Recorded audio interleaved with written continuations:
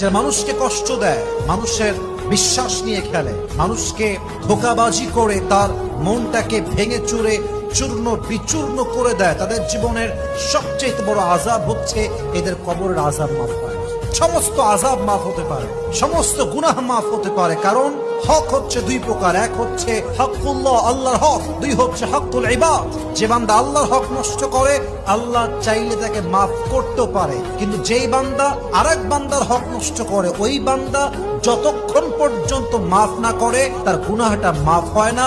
কবরে এটা আজীবনের জন্য আযাবের কারণ হয়ে যায়। অতএব কাউকে কষ্ট দেওয়ার পূর্বে হাজারবার ভাববেন, এই কষ্ট আজকে আপনি দিবেন, আজকে বিশ্বাস নিয়ে খেলবেন, আজ কারো মন ভাঙবেন, আপনি আগামীকাল কবরের বাসিন্দা হয়ে যাবেন।